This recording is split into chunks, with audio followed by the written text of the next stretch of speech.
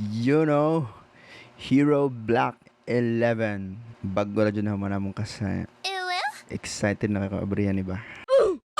At ato nang yan box kay nawa na nga hiwi na ning karton ani. Ito na nga abrihan.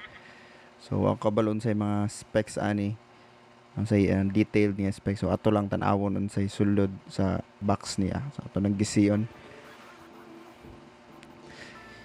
Og shoutout tay sa akong misis sa kaning regalo nga iyang gihatag.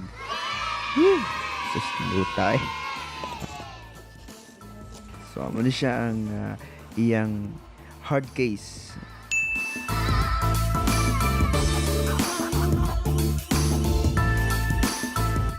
Na siya tatak nga GoPro na logo. Okay, oops. Your camera must be updated before you can use it. O kamo na lay basa. Duta sa akong kukuno.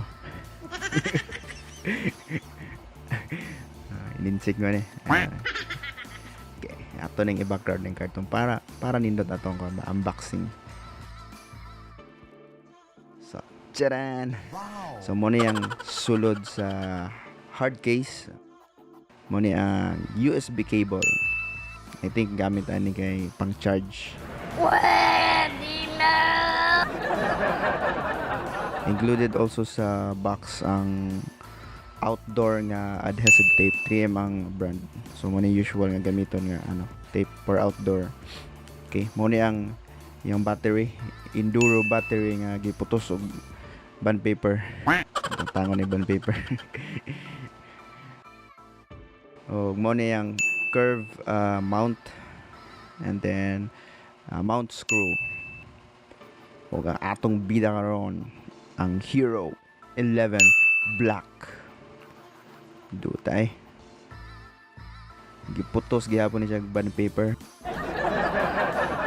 So abog siya gamay. Sige lang kay Hero 11 ko ni. So your camera must be updated before you can. So naay application ang gamiton para i-update usa gamiton. So mo lang na sa karon ato lang i-unbox unsay mga nasa sulod sa unsay mga included nga accessories.